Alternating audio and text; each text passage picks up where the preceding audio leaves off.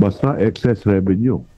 Ang pakiusap ko lang, can you just spare the health? I mean, kung maaari, kung magkakaroon kayo ng mga ganong provisions in the future, wag lang po sana yung health. Ang ganda ng pakiusap ni Mr. Malasakit, di ba? Sa akin talaga, PhilHealth is para sa health. Health, klaro eh. Health ng Pilipino, PhilHealth. I agree totally. Ang pakiusap ko sa inyo, wag nyo kaming utusan. Bastos ang... Gago! Tarat! Kupat! Nakakalusot sila eh. Diba? Ang yayabang na mga opisyal ngayon, ganyan. Huwag nyo akong utusan. Gunggong! Public servant ka, uutusan ka talaga namin. Kami nagpapasahod sa'yo. Feeling VIP ka dyan. Inuutusan ka namin ng taong bayan through our representative, Senator Bongo. Sinasabi namin, huwag niyong pakialaman ng PhilHealth. Ibigay niyo ng tama yung budget sa health. Inuutusan ka namin. Dahil public servant ka. Yabang nitong alam mo kung sino makaasta. Buisit sa mga ganitong balita. Nakakabuisit, no? Hindi, alam mo, ito makinig kayo mabuti. Kaya na lang, ang kakapal na mukha ng mga bataan ni Marcos. Yan ang totoo. Ang kakapal na mukha kasi alam nila they can get away with these things. Itong mga korupsyon na nangyayari. Kasi, tangina, ito na nga, lantaran na nga. Yung pagnanakaw, nakakawala pa. Diba? They can do something about this. Diba? Ang dami na sinasabi, hindi namin pwedeng paulihan kasi wala pang kaso, bla bla bla bla bla. Gago, kansilehin nyo lang yung passport, tapos na usapan. Pauuwiin na yan. Hindi, cancel. Sa social media, kitang-kita nyo na yung travel ni Zaldico. Diba? Tapos, ayaw nyo pang kansilahin yung passport. Pag kinansilan nyo yung passport, hindi na makakabiyahe yan. Hindi na makakabiyahe yan. Tapos, pwede nyo na siyang ipa-deport doon sa bansa na yun. Sabihin nyo, ito, walang passport to, kinansila na namin, no? I-deport na yan. Hahanapin na yan. Wala eh. Ibig sabihin, nakakalusot yung mga inaakusahan. Ito si Romualdez, happy-happy pa, walang yan. Darating.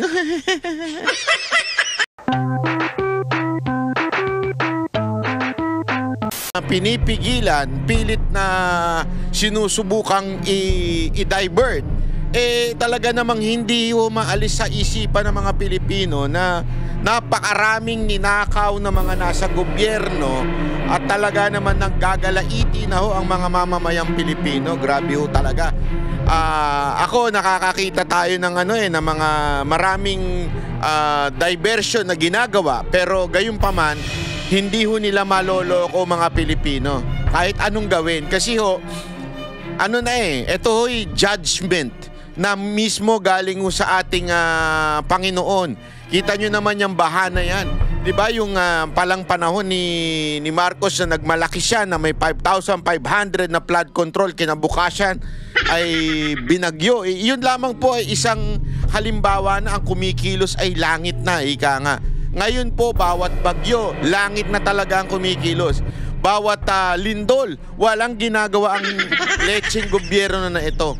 Makikita ninyo, sabi nga nila, noong panahon ng walang sakuna, walang disaster, walang bagyo, walang lindol, panay ang pamimigay ng ayuda ng mga hindot, ng mga crocodile, ng mga congressman natin. Lalong-lalo na yan si Tambaloslos. Pero ngayon mga kababayan, may mga disaster, kaliwat ka ng bagyo, kaliwat ka ng earthquake, walang pinamimigay, binebenta pa. Ginawa pang negosyo ng mga animal ng mga disaster na nangyayari sa atin, di ba? Gago! Na ngayon dapat nila pinamimigay yung lintik na ayuda na yan di ba? Isus Ginoo. Ngayon pa wala. Ngayon pa nyo bebentahan, mga kupal talaga kayo. Yun ang masasabi ko sa inyo.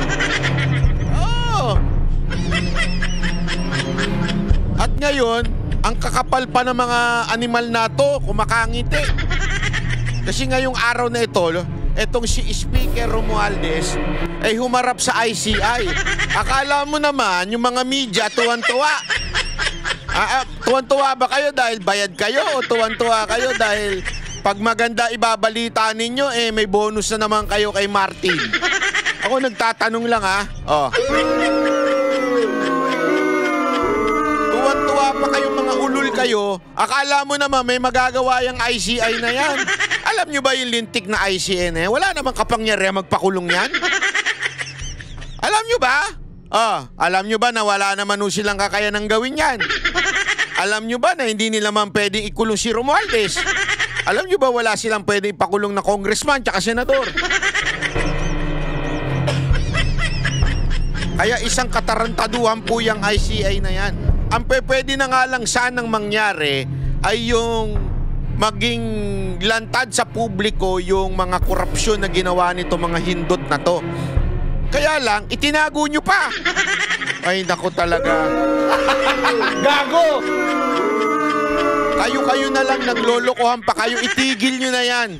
Sayang lang ang tubig, sayang lang ang kuryente sa ginagawa nyong yan. Sayang lang yung mga tauhan. Sayang lang isa bagay, may pamerienda sigurado sa mga media. Alam mo naman ng mga media, mga mga nauulol yan sa pera totoo. Syempre, sa dami ng gastos ng mga hindot na yan. Hindi kasi alam mo, yan ang pinagkaiba ng vlogger sa media.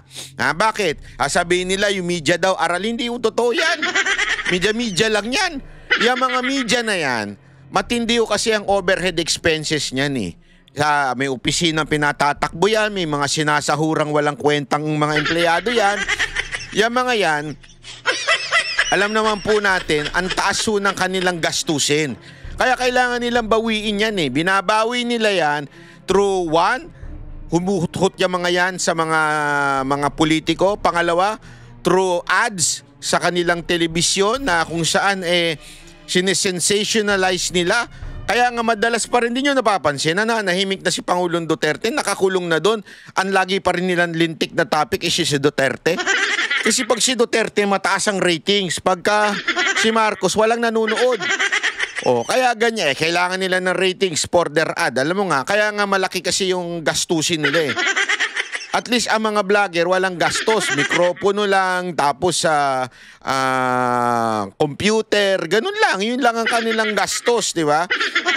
Kaya sa tingin ko, mas totoo at lehitimo. At sa social media, at tulad ko, pag may nakita kayo mali, pwede nyong punahin, di ba? Pwede nyong sabihin, Banat Bay, tarantado kang animal ka.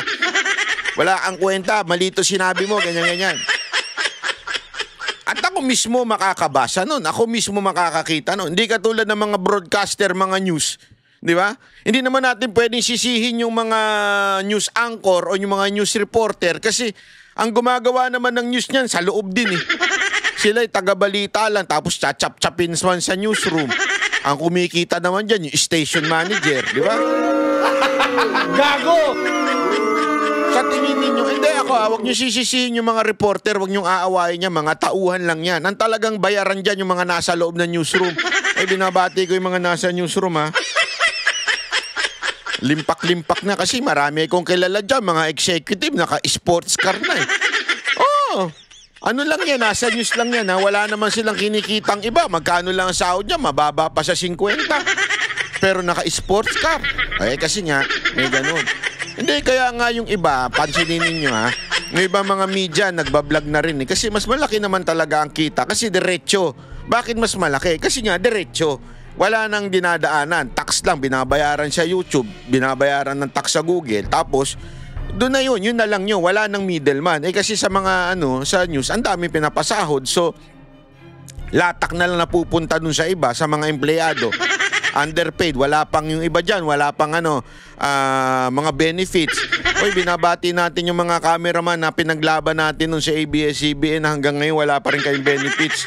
Sa mabuhay kayo dahil nagtatrabaho pa rin kayo kahit wala kayong mga benefits. Di katulad yung mga amo ninyo, putang inang yan, kaliwat kanan ng kabit, kaliwat kanan na chupageti, tapos kaliwat kanan pa yung mga sasakyan. Kasasabihin nila against corruption yung mga yan. Maniwala kayo dyan, mga ano lang yan. Hindi, totoo. Kaya nga dito, tiba-tiba na naman sila. Kasi bakit? Aba, lumabas yung kanilang kataas-taasang Panginoon.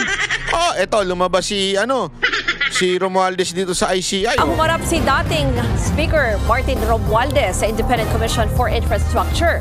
Sinagot ni Romualdez ang mga tanong ng komisyon tungkol sa proseso ng pagpapasa ng budget at sa pagkakadawit niya sa maanumalyang flood control project.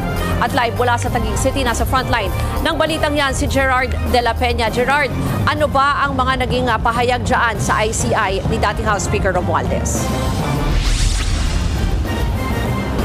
Ruth, natapos na nga ang isang hearing dito sa Independent Commission for Infrastructure o ICI kung saan si dating House Speaker Martin Romualdez ang pangunahing resource speaker. Sinasabi ni ICI Executive Director Attorney Brian Hosaka na ipinaliwanag ni Romualdez ang proseso ng pagpasa ng budget at kung ano ang naging papel niya rito bilang pinuno ng Kamara. Nakatulong naman daw ang mga pahayag ni Romualdez. Wala naman daw idinawit o sinisi si Romualdez. Hindi naman binanggit ni Hosaka kung sino ang mga kasama ni Romualdez, pero ipatatawag din daw ang mga ito sa susunod na pagdinig. Itinanggi rin daw ni Romualdez na pinadalhan siya ng pera na unang isiniwalat ng dating security aide ni dating Ako Bicol Party List Representative Saldico na si Orly Guteza. Nagsumite na rin daw ng affidavit si Romualdez pero pababalikin siya sa komisyon para sagutin ng iba pang tanong base sa salaysay.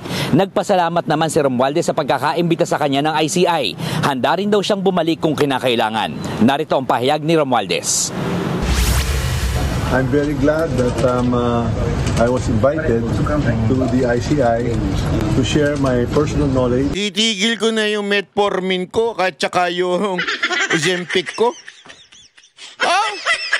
Mukhang mas nakakapayat yung stress kesa sa mga gamot na iniinom ko eh. Hindi, matagal ko nang tinigil yung Ozempic. Hindi daw maganda, sabi nila. Hindi, pero tina mo, baka WhatsApp, sabi pala ng iba, pumapayat daw ako. Salamat naman. Nagpapapayat po talaga ako. Hindi na po ako kumakain. Wala na rin po akong pangkain. Biro lang. Nag-ano tayo ngayon, walking at saka intermittent 1 meal a day. Lahat, ginagawa na natin. No sugar, no carbs, no meat, no protein. Biro lang. Anyway, tita nyo naman to, mukhang haggard-haggardos na si si Romualdez. So, kitang-kita mo itsura niya. Hindi ka na makatulog? Sabi ko naman sa'yo pagka ganyan talaga, mahirap alam mo, sabi nga nila, you can buy bed, but you cannot buy sleep. Nak na shit. Totoo yan.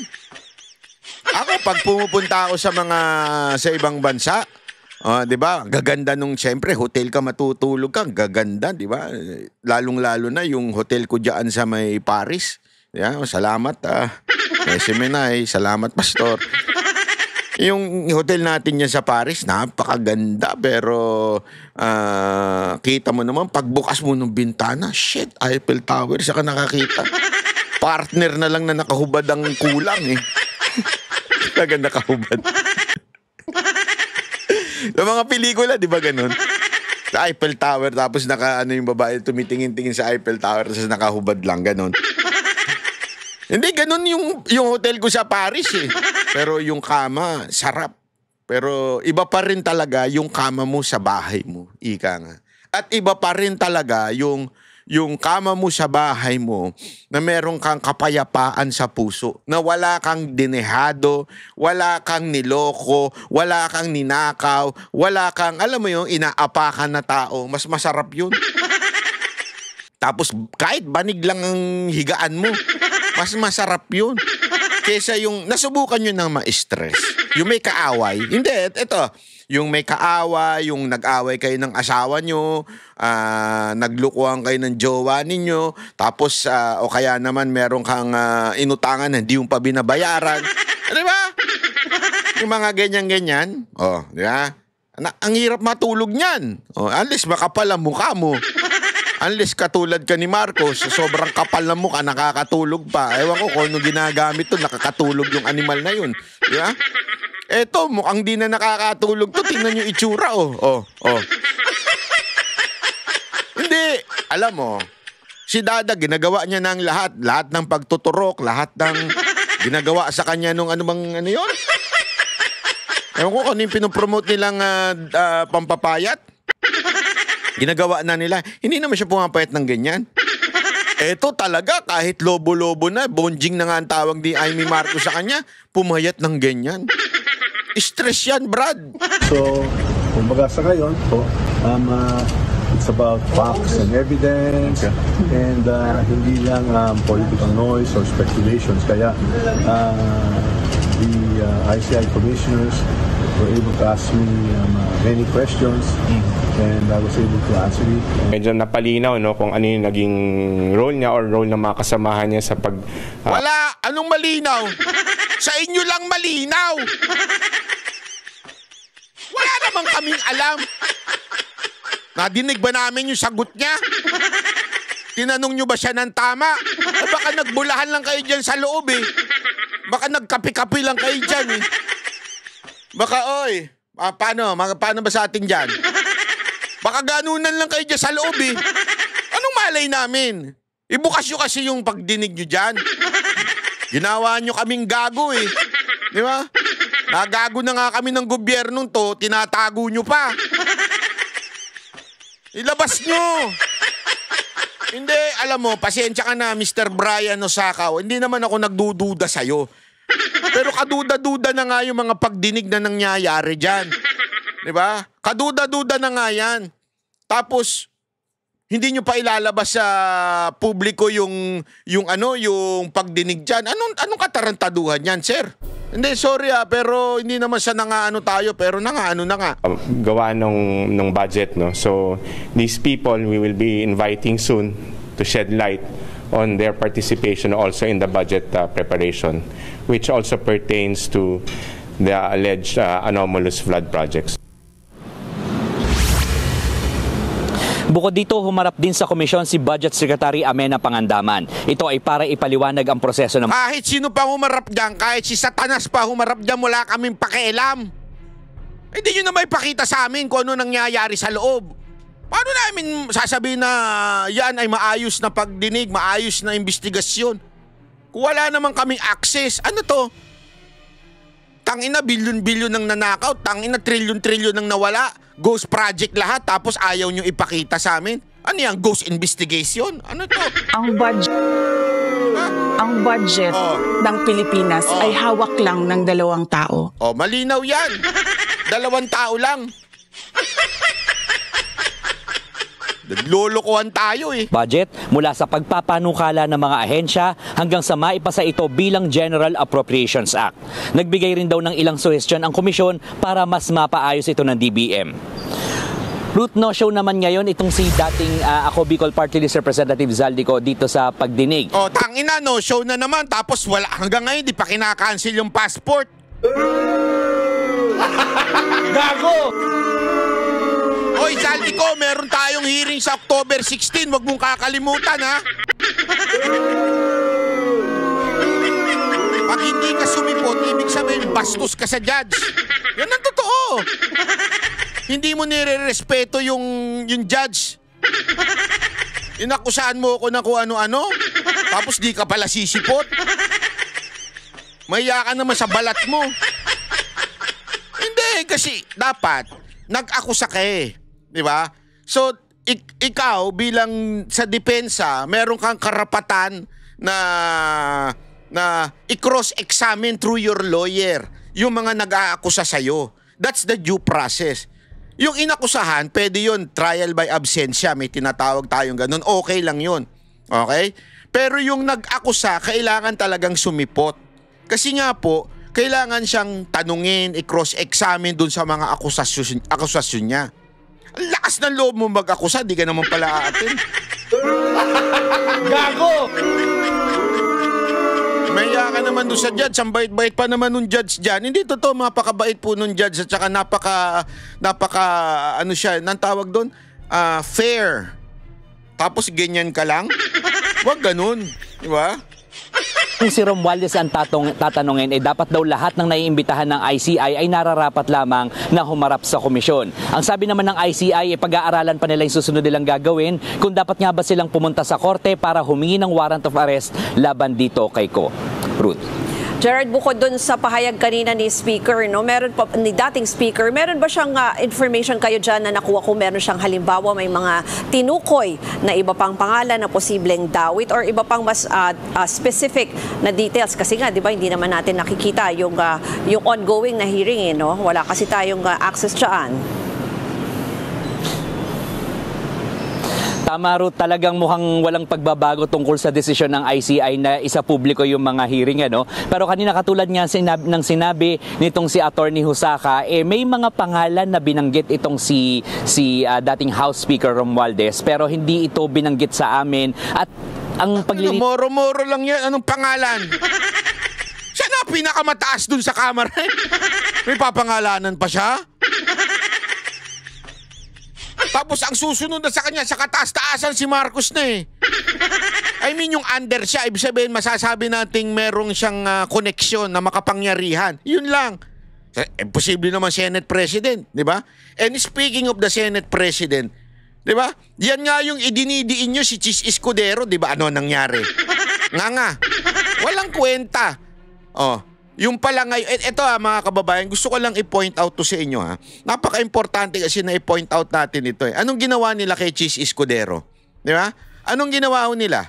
Siniraan nila ng siniraan? Bakit? Kasi nga po, pinangalanan, si unang-unang nagpangalan diyan kay Romualdez, itong si Chis Escudero. So, siniraan nila ng siniraan yung para matanggal sa Senate President. Kung ano nung inimbento. Tapos, eto ngayon, tanggal din siyempre. Pag natanggal siya, tanggal din si Blue Ribbon, si Marcoleta. Damay-damay na, di ba? Ang mangyayari niyan, ano nangyari? Ngayon, may pautot pa silang, hindi, nag-resign si Lacson kasi ayaw na sa kanya ng mga senador. Gung palusot nyo yan. Tapos ngayon si Erwin Tulfo na, di ba? Ano palusot niya? Hindi na ngayon yung flood control. Iba na ang aming ihihiring. O, tingnan nyo na. So, wala nang hearing ngayon sa Senado about this flood control scandal na to. Wala nang hearing. Sinimulan nyo yan, tinanggal nyo si Escudero. Sunod-sunod na yan. Tinanggal nyo si Escudero, tanggal si Marcoleta. Ngayon, nag-inarte si Lacson. Ngayon, si Erwin, iba na ang pinagsasasabi. Nakabreak na ng isang buwan ngayon ng Senado. Tapos ang inaasahan tong ICI, wala namang kwenta. Di naman namin napapanood, di naman namin nakikita yung mga pagdinig dyan. So ang ginagawa nila mga kababayan, sinimulan nila dito kay Chis Escudero. Tapos hanggang sa mawala na yan unti-unti. Dinadivert nila para talagang wala na, tahimik na uli. Wala na tayo napapanood in public, walang nangyayari. Hanggang iniisip nila magsasawa na lang ang tao na magalit. Hindi yan mangyayari. Sisiguraduhin ko sa inyo bilang isang political vlogger, I'll make sure na yung mga katarantaduhan ninyo ay ma-expose. Hindi ako papayag na mawawala lang ng parang ghost project yung pera ng taong bayan. Kasi parang ganyan gusto nila mangyari. Ghost project na nga, ghost investigation pa. Tuloy, yung pera natin, na-ghost na. Puro ghost. Hindi, di ba? Ganun na nangyari. Puro ghost kayo. Ghost ng ghost. Lahat ghost. Wala na. Lilipad na lang yung trilyon-trilyon na nawala noong 2025 na budget. Pati yung dapat managot, wala na. Rin ng ICI tungkol dito ay hindi naman daw sinisisi o talaga idinadawit ang mga ito. To be specific, ang sinabi ni Attorney Husaka tungkol dito sa mga ito. Wag naman kayo masyadong defensive. Gago! Ay mga kasama doon sa proseso ng pagbabudget. So, hindi malinaw kung ang mga ito ba isangkot talaga doon sa insertions o doon sa mga paglalagay ng mga ghost flood control projects. Yan yung malalaman natin sa mga susunod pang hearing. Ruth. Yan pong Express Report ni Gerard. Ewan ko lang mga kababayan kung hindi kayo mabibuisit sa mga ganitong balita. Nakakabuisit, no? Hindi, alam mo, ito makinig kayo mabuti. Kaya na lang, ang kakapal na mukha ng mga bataan ni Marcos. Yan ang totoo. Ang kakapal na mukha kasi alam nila they can get away with these things. Itong mga korupsyon na nangyayari. Kasi Tangina, eto na nga, lantaran na nga. Yung pagnanakaw, nakakawala pa. 'Di ba? They can do something about this. 'Di ba? Ang dami na sinasabi, hindi namin pwedeng paulihan kasi wala pang kaso, bla bla bla bla bla. Gago, kansilehin nyo lang yung passport, tapos na usapan. Pauuwiin na yan. Hindi, cancel. Sa social media, kitang-kita nyo na yung travel ni Zaldico. Di ba? Tapos, ayaw nyo pang kanselahin yung passport. Pag kinansilan nyo yung passport, hindi na makakabiyahe yan. Hindi na makakabiyahe yan. Tapos, pwede nyo na siyang ipa-deport doon sa bansa na yun. Sabihin nyo, oh, ito, walang passport to, kinansilan na namin, no? I-deport na yan. Hahanapin na yan. Wala eh. Ibig sabihin, nakakalusot yung mga inaakusahan. O ito si Romualdez, aba, happy-happy pa, walang yan. Pa, darating na. Diba? Kaya na rin, ang kapal na ng mukha. Papakita ko sa inyo kung gaano kakapal ng mukha itong mga to.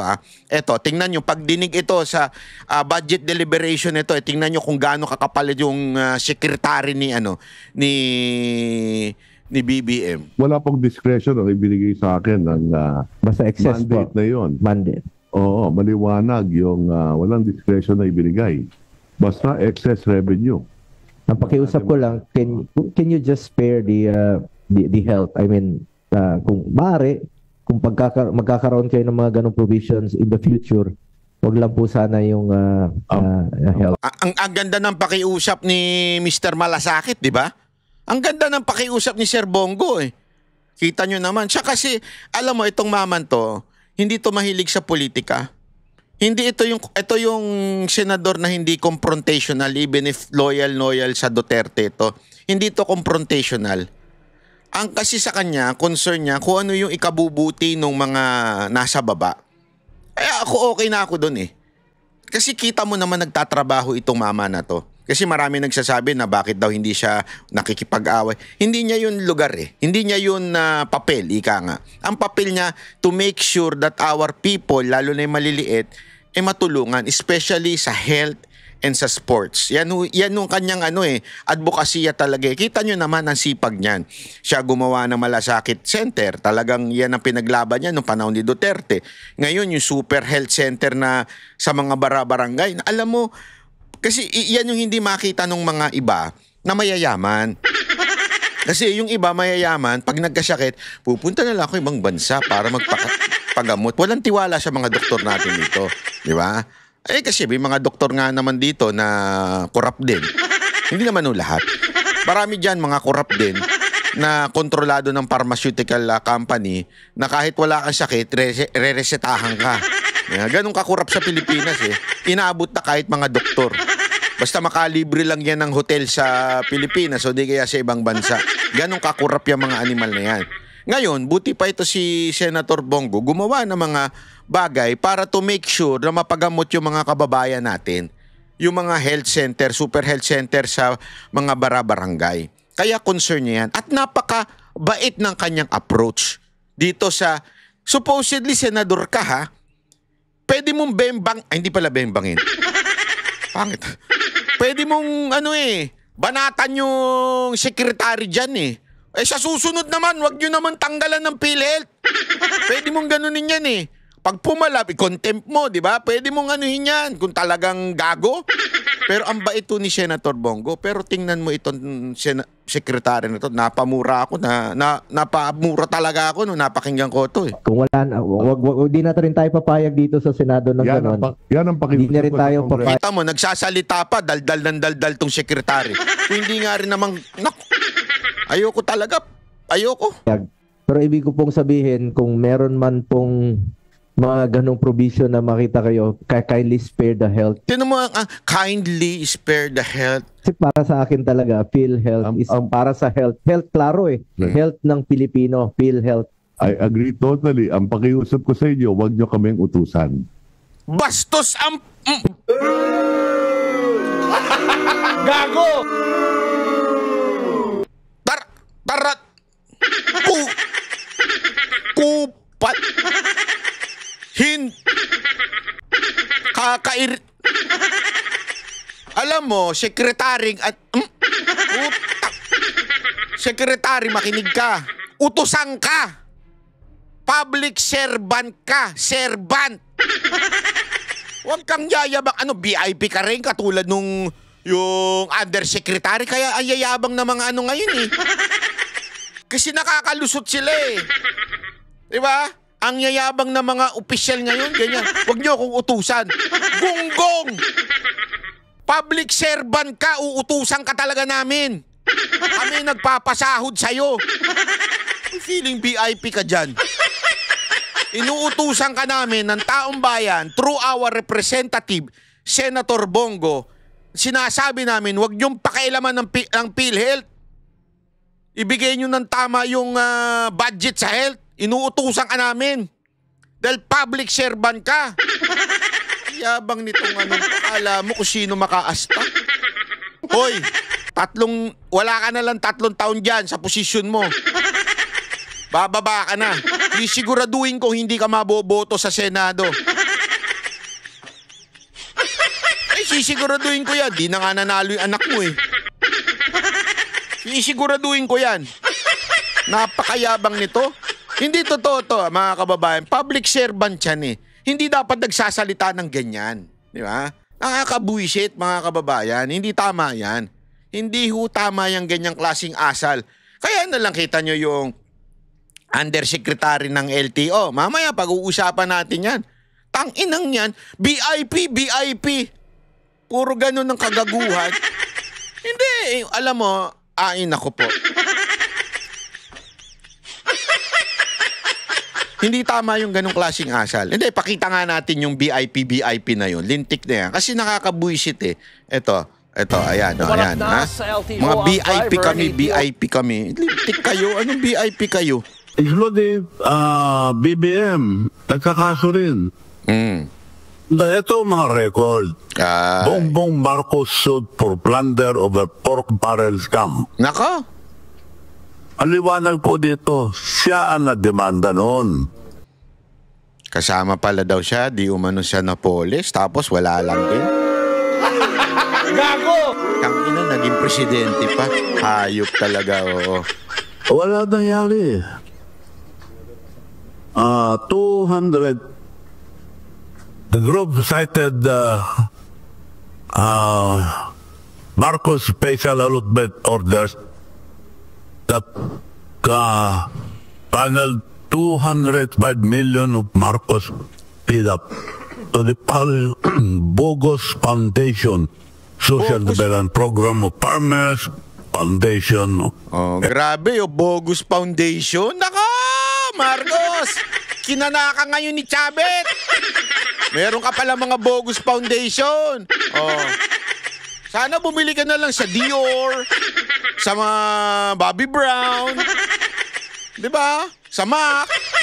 Bakit bogus naman yung foundation mo? Pambira ka naman, oo. SDFFI, the president who is. At nandito natin mag-ginamit yung mga fake na organisasyon. Pinunduhan ng 205 million. Ano nangyari? Wala ho. Wala, nga. Pinulong yung ngayon. May testigo na nagtuturo, yung Marine, hindi na raw makonsensya dahil naawa sa mga anak niya. Ngayon siya pa may kasalanan, bakit siya pa demanda?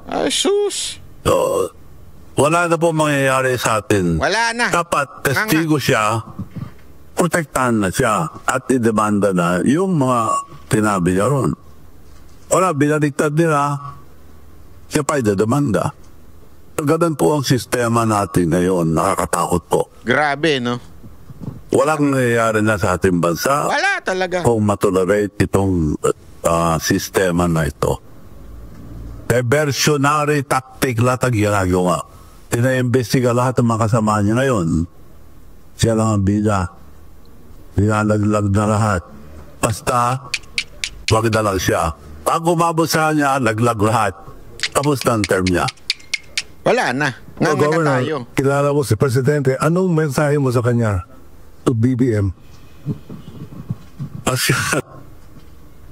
Masyadong sabihin ko po, mahirap mapagsabihan yung mga bangag Nako po, patay tayo dyan. Banal, sabi ni Maharlika eh. Nako po. Boss-bossan nyo yung kapanunood doon. Delegates kayo doon, ano kayo doon. Alam mo naman yun, may sariling agenda sa buhay yun. Wasakin ng mga Duterte supporter. At saka nahuli sila kasama si First Lady noon may report na sa US na namatay yung anak ni Tantoco. Umiyak daw yung asawa para tumawag ng 911, ayaw patawagin dahil na-overdose ng drugs. Now, may report na yun. May report na on record. 12 hours after sa report, bawal po yun. Naka po. It's against the law, US. Lininis nila lahat. Report nila, report ng mga US. 12 hours, lininis nila lahat. Pero nagkalat pa rin daw ang cocaine. Galing po sa Amerika yung report na yan. So, Mili, talagang may nagdadrag sa kanila. Nako po. Nag-cocaine. Nako po. Shit. So, paano sila mamumuno sa ating bansa kung matolerate ito? Nako. Marami po silang pera. Yung nga sinasabi ko na attack dog. Ngayon, kinakakat na ako yung mga attack dog. For yourself? Professor Alex Pacto.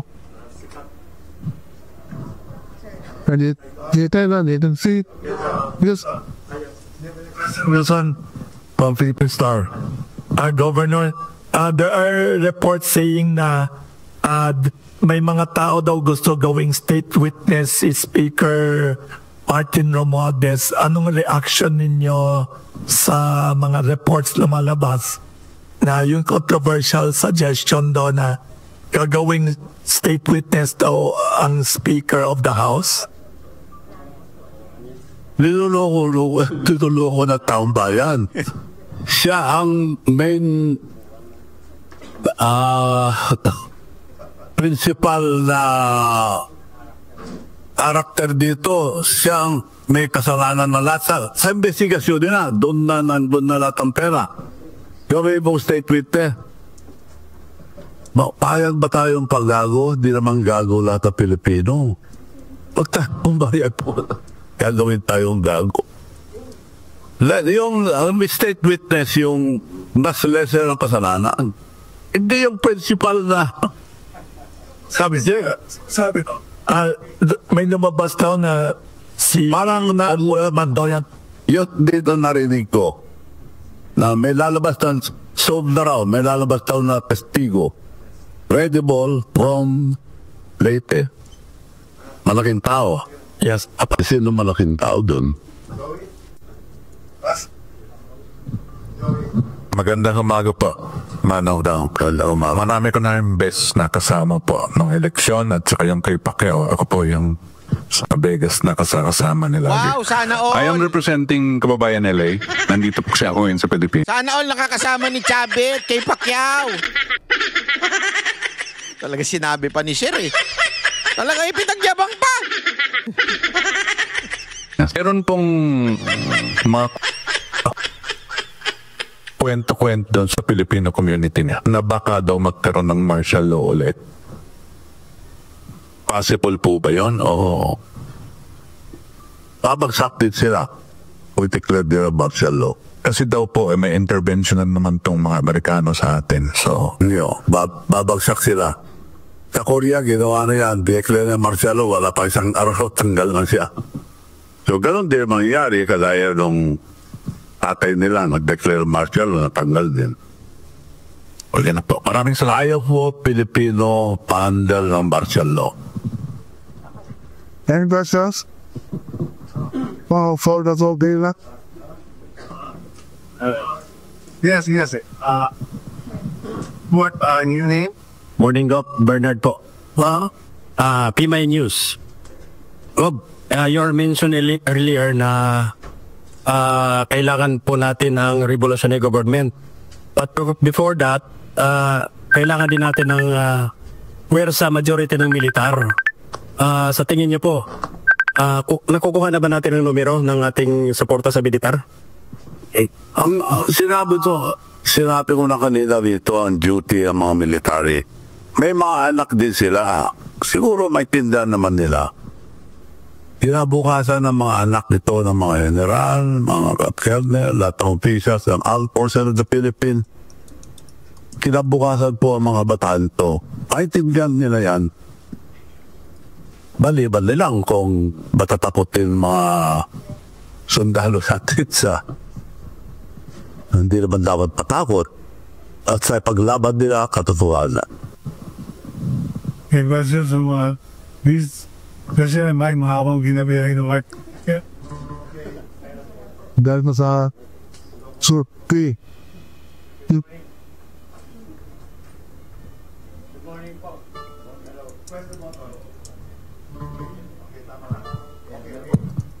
Good morning po, Manong.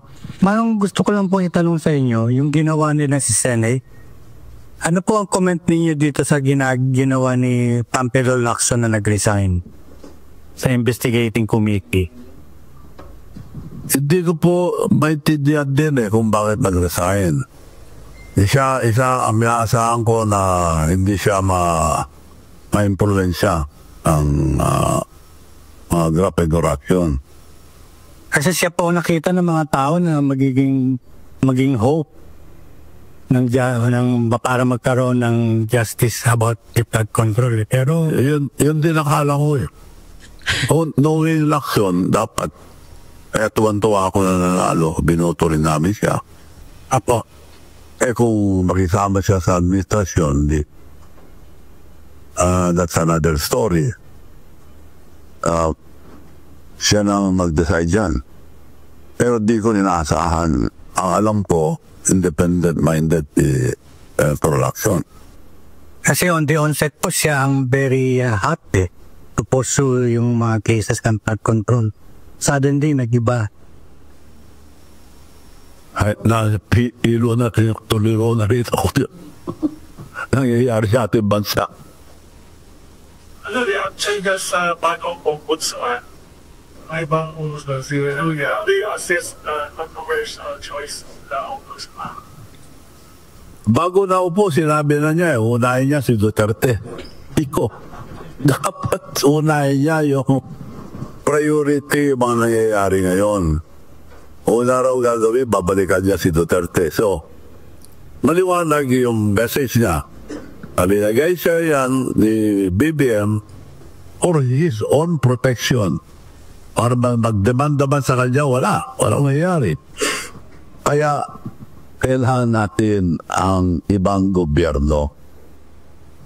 Yung posisyon na yan, 7 years, Carbaret. Wala ba kagalaw kay BBM for 7 years? Matagal na siyang pupunta sa stage kung babalik na sa stage yan. Walang mangyayari. Governor, kilala niyo si Magalong? Mayor Magalong? Yes, Mayor Magalong. Anong basa niyo? Bakit siya nag-resign sa IC? Alam na niya walang mangyayari dyan Dahil ayaw galawin ng Ilocos Norte. Yun. So, useless. Ewan ko na lang. Pinalalagpas nyo. Pinababayaan ninyo makaalis ng Pilipinas. Tapos, yung isa naman, tinatago ninyo yung mga katanungan sa kanya. Pinalulusot nyo, naturalmente, yung mga yan, magyayabang na rin yan. Oh. Kasi nga sa Pilipinas, eto, hindi pa po ba kayo sawa na walang naman nakukulong sa Pilipinas na kurap? Wala namang natatanggal sa posisyon na mga kurap? Hindi ba kayo nagsasawa? Nakakasawa na Kasi tayo isa sa pinakakurap na bansa sa buong mundo. Tapos ni isa wala man lang na napakulong. Wala man lang na ano to, gaguhan?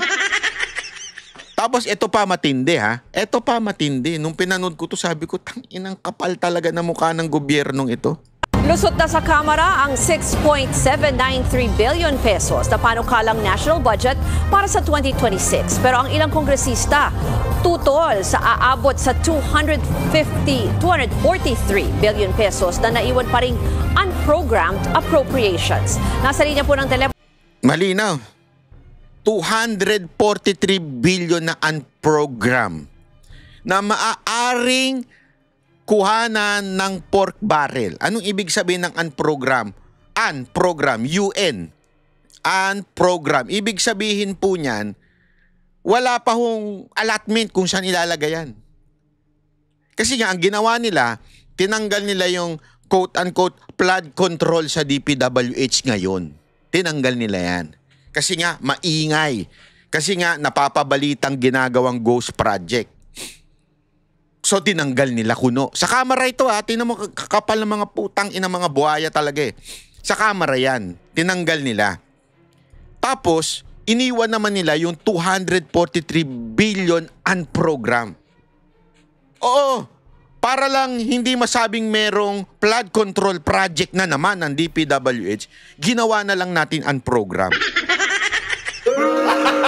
Gago! Na eventually, pwede naman din i-convert into project ng DPWH. Sasabihin lang, merong ganitong disaster sa lugar na ito, tapos ilalagay na lang yung project dyan para ipagawa yung mga tulay na nasira sa earthquake, sa baha. Kasi nga may unprogram budget na 243. Naglokohan lang tayo. Kasi nga dahil may ingay yung ghost project na flood control, tinanggal lang nila yung salitang flood control. Ganyan kasi sila eh. Dati, PDAF yan. Una pala pork barrel yan. Naging PDAF, naging DAP. Eventually ngayon, flood control. Unprogram. Ganyan sila lumusot eh. Yung isang senador na insertion, naging, hindi insertion yun, amendment. Alam mo yung pinaglalaruan lang tayo. Di ba ikaw Intiveros? Sasabihin mo, amendments lang yan. Pero in reality, they're the same.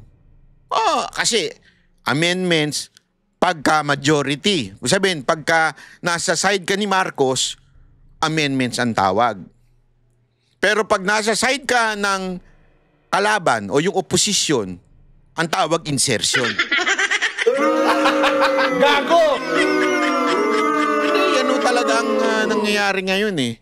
Kaya nga, pinagtitripan lang kayo ngayon ng Diyan saan ko ba napanood yun? Yung sa camera, yung si Amy at saka si sinabi niya na si Villanueva. Yun, si Villanueva at saka si Amy. Sabi nila, ano ba yan? Insertion ba yun? Amendments. Sabi ni Villanueva. Hindi, kay Cheese Escudero. Kay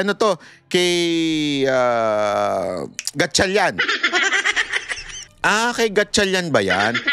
Amendments ang tawag dyan. Hindi insertion. Ginagano na nila kasi nga, alam mo yun, tinatarantado na nila yung mga kasi nga, ginagago yung mga Pilipino eh. Pagkakakampi, kaalyado mo, amendments ang tawag. Pero pagka insertion. Diba?